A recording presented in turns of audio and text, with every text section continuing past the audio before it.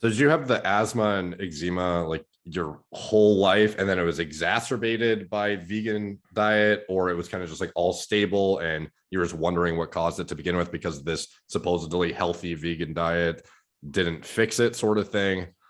Or like, how did you come to, and like, how did you even stumble across finding out that red meat is not like autoimmune modulating, like problematic? Because it seems kind of like I get now that people understand the principles of elimination diets and that a lot of people can seemingly handle red meat as like a base level infrastructure without causing any like aberrations in their immune system, like Michaela Jordan Peterson, people who've popularized it like yourself. But prior to that, when you're learning about it, like, where do you even figure this out? I heard Jordan on Joe's podcast. So if you fast forward to like my residency at the University of Washington, I was eating like a paleo diet. So I was eating meat, I was eating vegetables, I was eating nuts and seeds, and I was eating some quote unquote medicinal mushrooms. I was getting interested in not psychedelic mushrooms when people say quote unquote. So I was doing things like lion's mane, reishi, and chaga. And somebody had a bunch of powders, and I was doing these sort of probably hydrolyzed mushroom extract powders. And so I was getting moderate doses of mushrooms, and I had the worst eczema flare of my life. Those are just connected temporally, but I was having eczema flares all through medical school. I was doing a lot of jujitsu in medical school, so I'd get it on my wrists and my elbows, and I couldn't do jujitsu. I was getting infected. I was getting impetigo. Super frustrating. And I was like, what is causing this? I'm eating a very healthy diet, I would say, for most people, like a Paleolithic diet. I have this thing. I was talking to my friend the other day. So I think psychologically, I have something that could either be a pathology, but I've leveraged it for the good, which is that I can get a little obsessive about things and I'm intense. So if I decide like I'm not going to eat a cookie for the rest of my life, I'm not going to eat a cookie for the rust of my life. It doesn't have any, it can't even touch me. Like cookie has no effect on me. Like I'm immune to cookies. That's like a pseudo superpower of mine. It's also makes me kind of rigid and intense and, affects other areas of my life, but can leverage it for the good. And I'm not a complete boring person to be around, I promise. Well, you could ask my friends, who knows? But okay. Yeah, so I've never have to eat a cookie for the rest of my life. And so I'm in medical school, like I never eat cookies.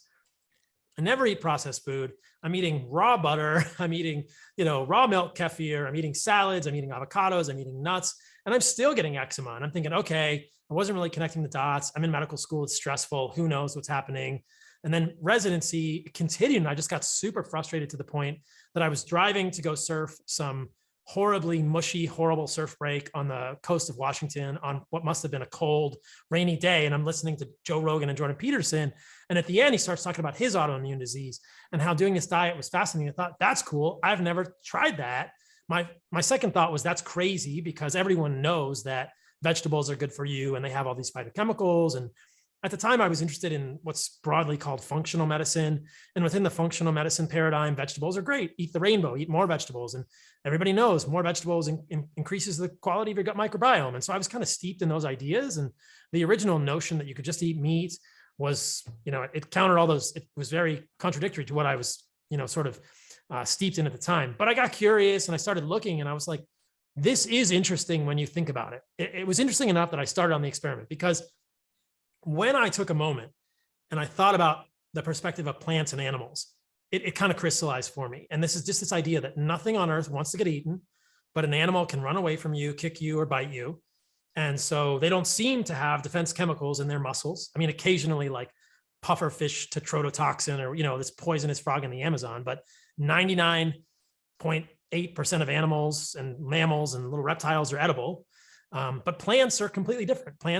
They're stuck in the ground. So 450, 500 million years of coevolution between animals and plants have had to develop defense chemicals, many of which are quite beneficial within medicine today, some of which we use as medications or chemotherapies. But there's a lot of chemicals in plants. They're like these chemical factories. And there's been this warfare between plants and animals for generations, millions of years, hundreds of millions of years.